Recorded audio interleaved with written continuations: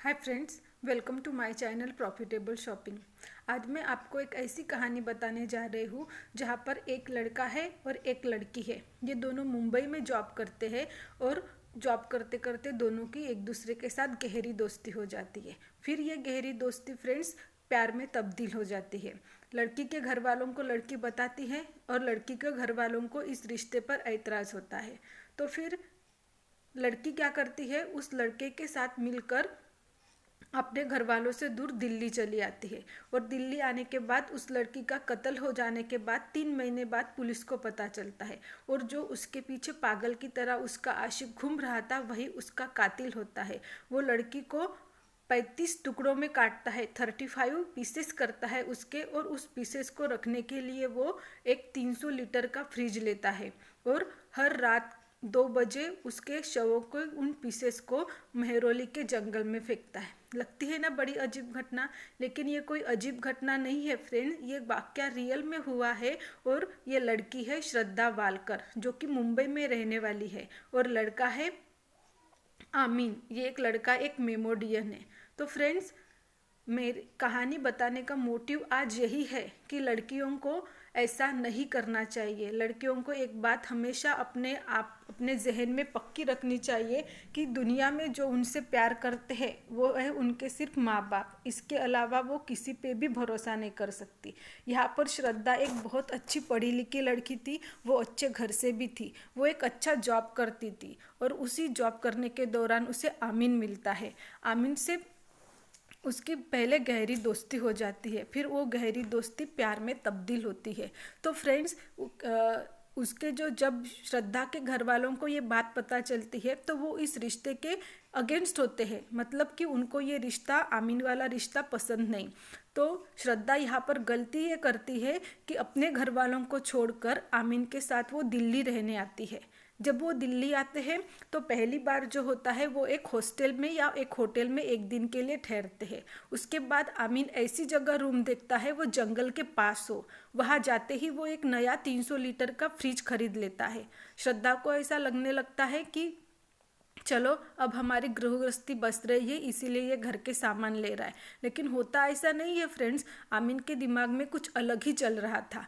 वो श्रद्धा उससे जिद कर रही थी कि आमीन उससे शादी करे, लेकिन आमीन इस बात के लिए तैयार नहीं था क्योंकि वो दोनों लिव इन रिलेशनशिप में रहते थे और लिव इन रिलेशनशिप में ही आमीन रहना चाहता था। लेकिन श्रद्धा उस पर शादी का दबाव बना रही थी, इसीलिए आमीन ने एक ऐसा प्लान बनाया जिससे वो श्रद्धा से हमेशा हमेशा के लिए छुटकारा पा सके।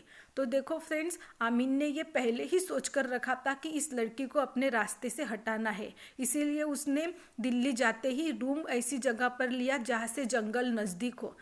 इसका मतलब ये है कि उसने ये पहले ही तय कर लिया था कि श्रद्धा को रास्ते से हटाना है और श्रद्धा से अपना पीछा छुड़ाना है। और श्रद्धा से एक गलती ये भी हो गई यहाँ पे कि वो अपने माँ बाप से दूर हो गई। उसका किसी से भी कोई कांटेक्ट नहीं था। उसके कुछ गिने चुने ही दोस्त श्रद्धा से बात करते थे और उसका पूरे परिवार से कांटेक्ट टूट गया था। और श्रद्धा के घर वाले ऐसा सोच रहे थे कि लड़की दूसरे लड़के के साथ चली गई, इसीलिए वो हमें फ़ोन ना करती होगी। लेकिन ऐसा नहीं था फ्रेंड, श्रद्धा थी ही नहीं तो वो फ़ोन कैसे करेगी। इसीलिए कभी भी अपने माँ बाप से ज़्यादा अहमियत किसी को भी मत दीजिए।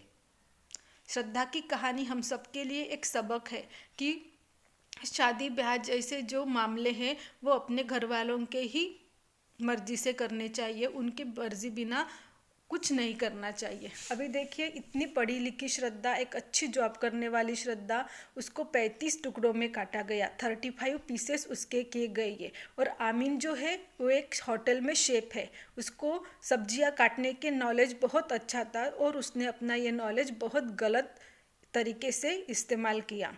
सो फ्रेंड्स, देखिए यहाँ पर बात ये भी बात यहाँ पर बहुत मायने रखती है कि हमारे देश में जो है वो जुडिशियल सिस्टम बहुत ही ज़्यादा ढीला है। अगर किसी ने कोई गुनाह भी कर लिया तो उसको फांसी की सज़ा आते आते वो बूढ़ा हो जाता है। इसी बात का भी फ़ायदा क्रिमिनल्स उठाते हैं और आज इस मामले को लव जिहाद से भी जोड़ा जा सकता है।